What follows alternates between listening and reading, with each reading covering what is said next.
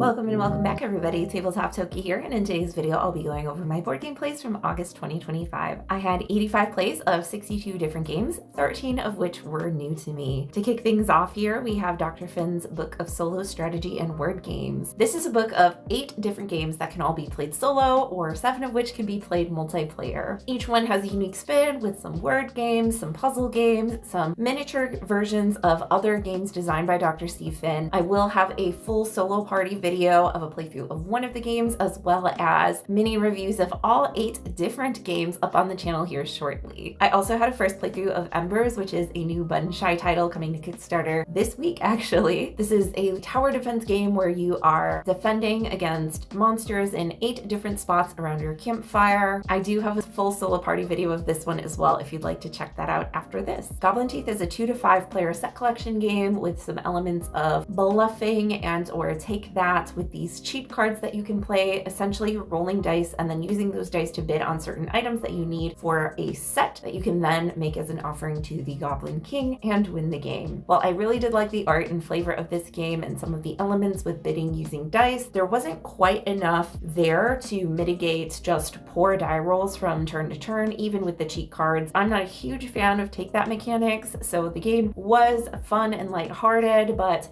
not very strategic or rewarding. I also had a first play of new content for Doom Pilgrim. The standalone expansion Flails and Citadels added all new cards, all new story. I recorded a solo play of this one as well, so that will be up on the channel shortly. Let me tell you this, it's one you're not going to want to miss because our story took some very interesting twists and turns in that playthrough. Call to Adventure is an older title that I had just never gotten to play, but I was able to get a super cheap copy from our sponsor Noble Knight Games. Link is in the description if you want to check out great deals on new and used games. This is a 1 to 4 player set collection game, and one of the reasons why I had never played it before was I had heard that it was very story heavy. You're essentially creating a fantasy character with different like alignments and affinities. So being that I'm not somebody who's really drawn to story in games, I had kind of avoided this one. But like I said, when I saw it for so cheap at Noble Knight, I thought, okay, this is my chance to finally try it out because I've heard good things. I really like the rune system of casting your runes, which are double-sided instead of rolling dice. I really like that as a mechanic, but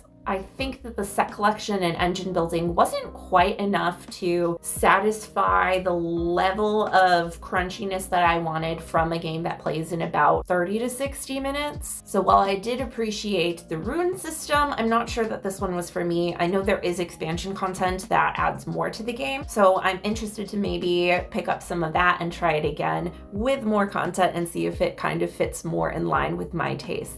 Another first play was Oreos from Button Shy Games. This is a 2-player set collection game where you are drafting cards, lining them up, trying to get series of doors, supports, and different elements on top of your buildings. The drafting selection, action selection for this one was a little bit interesting, where you have a double-sided card with 4 different actions that you'll rotate and then simultaneously reveal. I did find that you could kind of get into some very like stalematey, oh, I do this, but I sabotage your action, so it actually switches and nothing happens this round. So there were some kind of hiccups with that. I thought the set collection was pretty straightforward, just enough elements to keep track of and score versus your opponent, but because of that action selection, some of those didn't always necessarily come to fruition, and overall it fell a little bit flat. Landmarks was another one that I got from Noble Knight for a great deal. I was interested in this one being that it was a word association game, but I had heard mixed reviews from people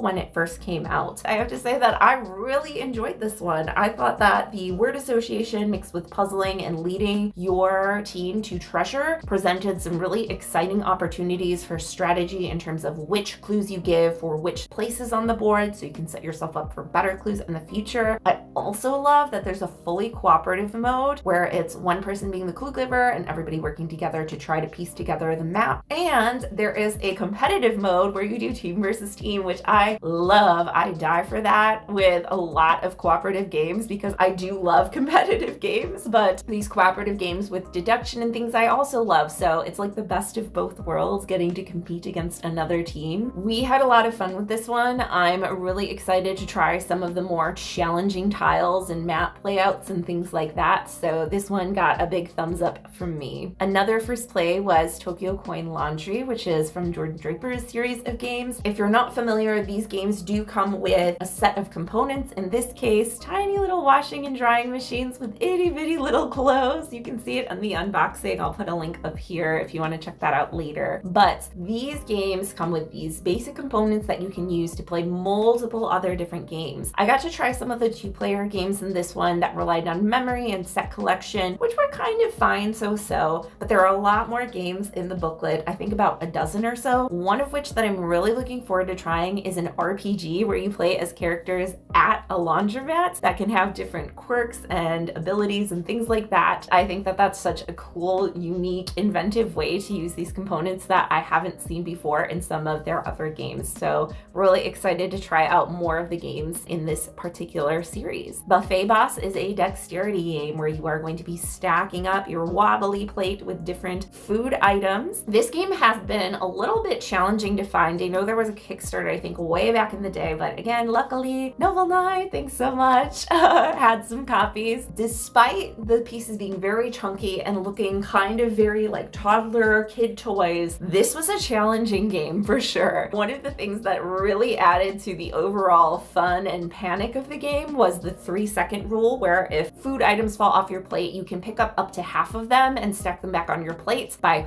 blowing them off and putting them on, but you only have 3 seconds, which sounds like a long time. It is not a long time. There was a lot of chaos and laughter all across the board. I had a great time playing it and I'm really looking forward to playing it more in the future. Moving right along, we had a first play of Micro Dojo, which is a 1 to 2 player game where you are manipulating different pieces around a 3x3 grid to take actions. There's a little bit of resource management, a little bit of set collection. It feels a little abstract with locking pieces in as to which ones you can move and where. And I found that the overall very concise experience was really fun. There are different buildings that you put out each time as well that you can construct. So every playthrough is going to be a little bit different. I'm excited to try this one solo since I only got to play it 2 players so far, but just really overall great presentation and aesthetic and very fun mechanics. Slambo is a 2-player card game, but it looks like it may have a 3 and 4 player mode. Different from Sumo, which is also a 2-player card game about sumo wrestling with a yellow box, so don't get them confused. I certainly maybe thought that they were the same, where Slambo was the westernized version of it. Turns out they're completely separate. Sumo is a trick-taking game, Slambo is a card-shedding game. This one